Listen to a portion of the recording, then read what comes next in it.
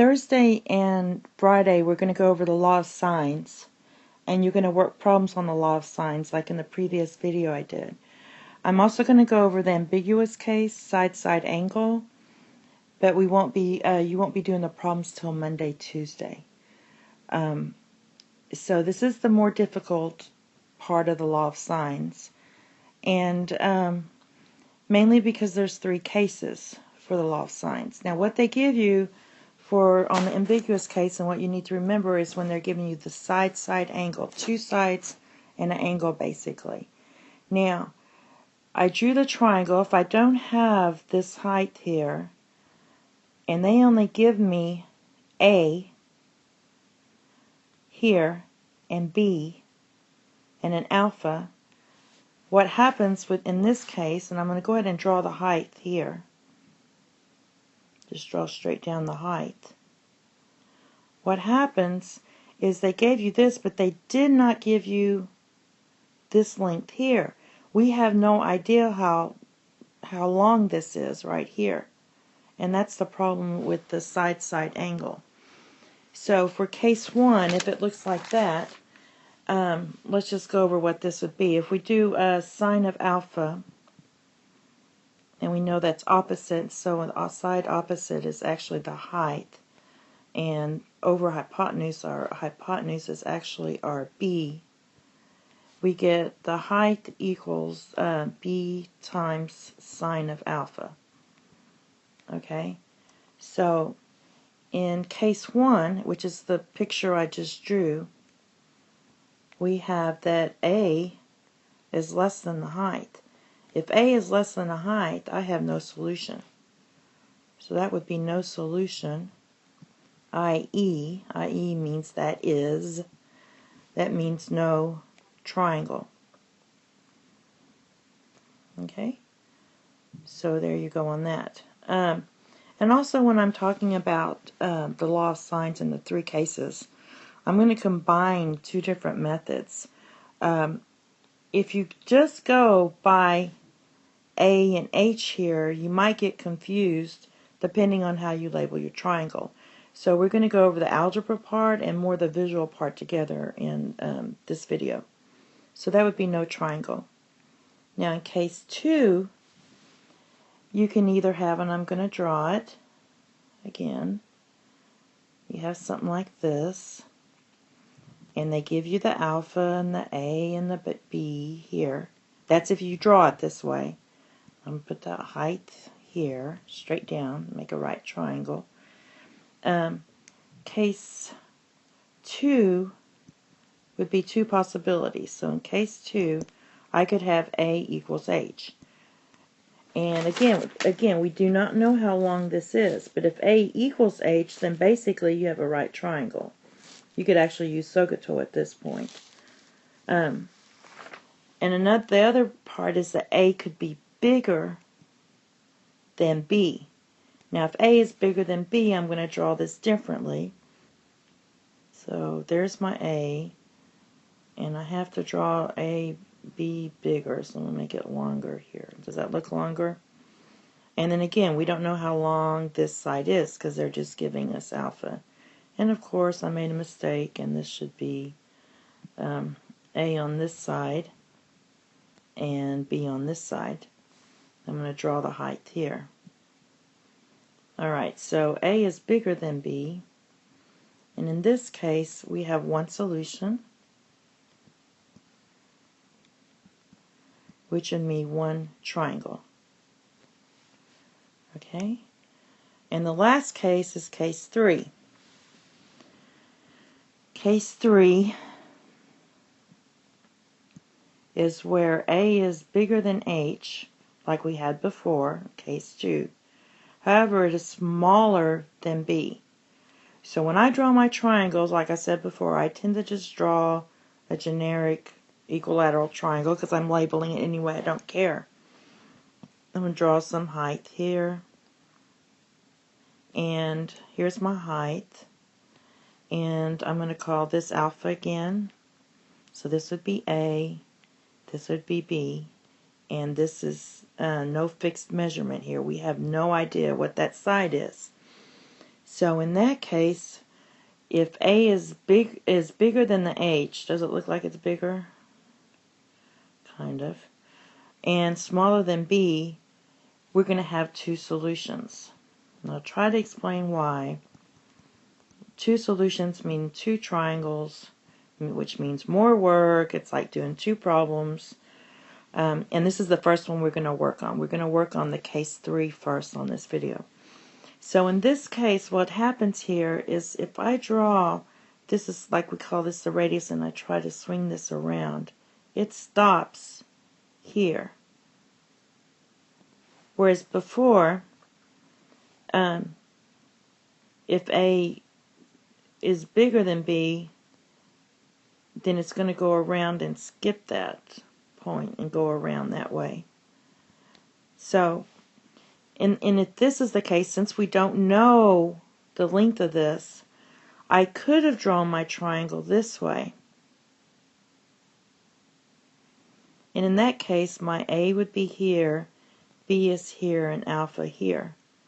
Alright, and your height would have been here. Now, I don't tend to draw my triangles this way, but it could have been like this, because again, we don't know what this length is here. So, we could have, in the way the book does it, they draw the triangle together. So, your triangle could have either looked like this one, or it could look like this one. Okay? With the height being down in here. That would be two solutions. So we're going to do case 3 first, because that's the one you're going to have the most problems with. The other two are easily determined. Again, this is just a generic formula for A being in between the sides of A being bigger than H and smaller than B. Depends on how you label your triangle and all that. So let's look at case 3 first.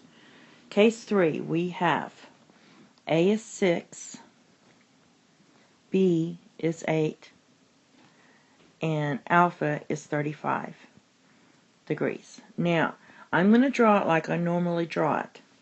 I'm going to draw it where B is longer, so this is going to be my B8 here. Then my A is a little smaller. Does that look smaller? Okay. Looks like to me. So that's 6. We don't know what this length here is. No fixed measurement here. We have no idea. And then I'm going to call this 35 degrees here. And I want to go ahead and put in the height. You don't have to. So we know here that 6 is smaller than 8, and it's going to be bigger than my height, if you know that. And that you can easily do that with SOHCAHTOA. Alright, so what we're going to do first is use our sign of alpha, because we have the alpha and the A. Alpha and the A. So I know I can use sign of alpha over A. Now, I'm going to go ahead and get beta, and beta is going to be the side across from here, or the angle across from there, so that's beta. So we know that I'm going to use sine of beta over B. Now when I do this, I get sine of 35 degrees over 6 equals sine of beta over 8. I'm going to cross multiply, and I get 8 sine of 35 degrees over 6 equals sine of beta. Now, you have to do the inverse here. So you take the inverse of both sides to find beta.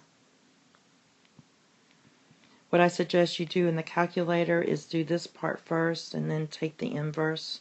Can hardly write it on here. And so beta is going to give you, sine of beta is, this whole part right here is 0.76.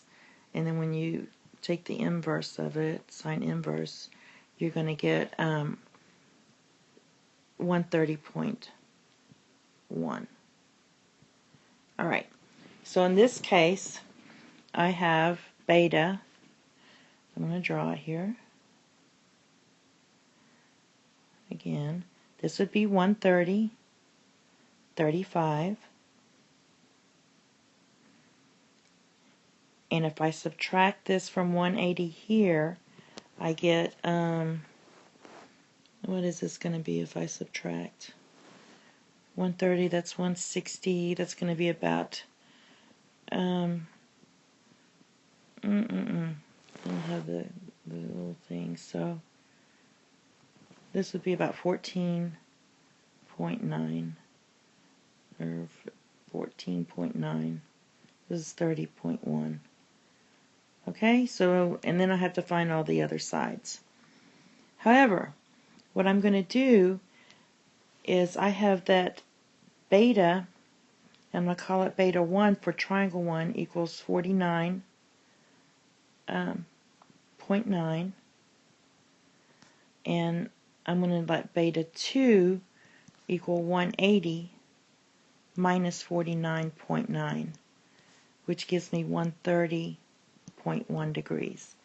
So, since I can form two different triangles, for example, I can call this one,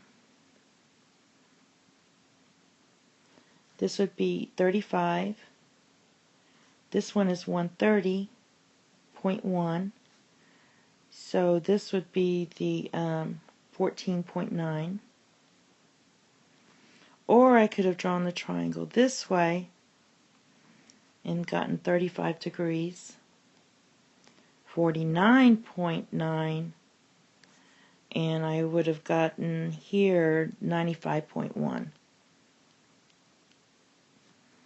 Okay, and then if I do the sides here, this would be 2.69 after I use the law of sines, and this part, if I do this triangle, this would be 10.42, and still this is 6, this is 8, this is still 6, and this is 8. So in this case we have two solutions when we do the problem. Again, we're going to do this problem in class and go over it much more. So if you're having problems with this, just wait until Thursday, Friday, we'll go over this. Okay, let's go over the case. And let me go back real quick because I know I made a mistake here. So on this side, this should have been what? 49 here. Alright, so this would have been 49 here. And then this would have been 95.1.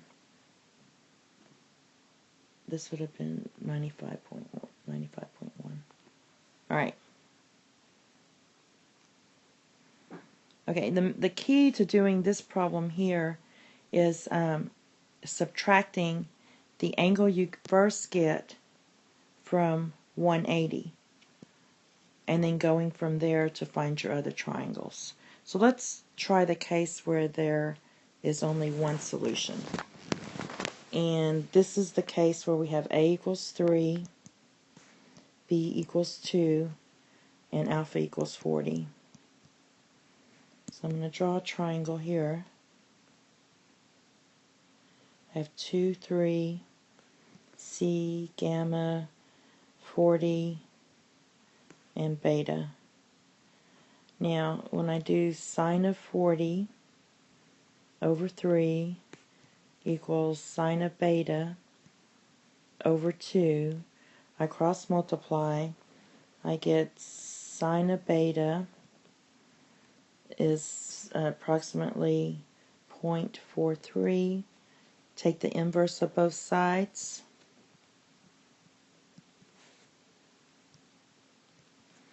And we get beta equals 25.4 degrees. Now, let's look at what we did from the first one. We had two solutions. What I'm going to do is find out if we have another triangle. And when I do that, I'm going to check beta 2. So beta 2 equals 180 minus beta 1.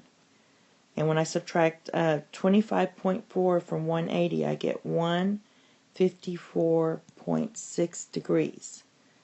Now let's look at that if I did that. We know that if I put, I'm going to do beta 1. Beta 1 is right here. I'm going to draw that triangle. This would be 40. This would be 25. 25.4, sorry.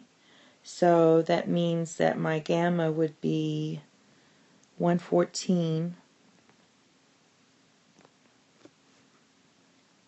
114.6 degrees. Okay? Now, if I subtract my 25 from 180, I get 154. Now let me draw that one. That one would be something like, drawing it like this, where this angle would be what? 154.6. And we still have 40 here. And this is still 2 and 3. But in this case, this doesn't make any sense. So this means that we're going to go back to case 2. This means that my A is bigger than my B. So this side was bigger than my B. So let's go back and look at it. Okay, do you see where 3 is bigger than 2? So if you notice that and you draw the triangle properly, then you wouldn't have had to subtract. So there's two ways to do it. You can subtract and do it algebraically, or you could have noticed it visually. So in this case, I only have one triangle, or one solution, and you can fill out the appropriate information. So you can figure out everything from there. Now one more case we have is the no solution one. We have A equals 2, C equals 1, and gamma equals 50. So I'm going to try to draw this. I'm going to let my gamma is 50. My A is 2.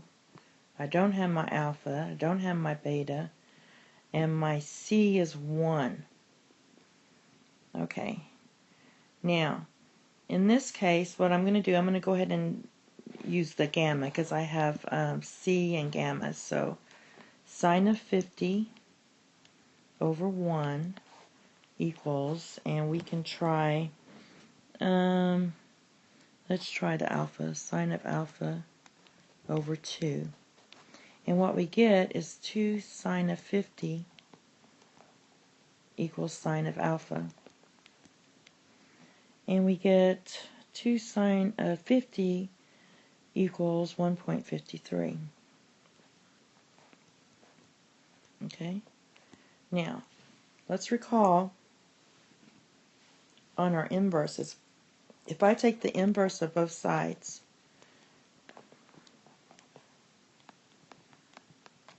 and I say sine inverse of 1.63, if you put this in your calculator, you'll get an error. And the reason you're getting an error is, if you recall the restrictions for the domain for sine inverse, so I'm just going to call this theta now, has to be in between -1 and 1. This is bigger than 1, so this is no solution, no triangle. Okay, and it looks something like this. Now, and this is an important concept. We usually always put our alpha here, but we're putting our gamma here. So when I gave you those formulas earlier, you have to be very careful. We're going to say C equals 1 and A equals 2. We have no idea what happens here. But clearly C is smaller than the height. So I'm using C here instead of A. It just depends on how you label your triangle. So there's no triangle. Again, don't fret. We're going to have lots of practice on this. We will go over this in class on Thursday and Friday after we do some of the simpler ones. And then the work will be done in class on Monday, Tuesday next week.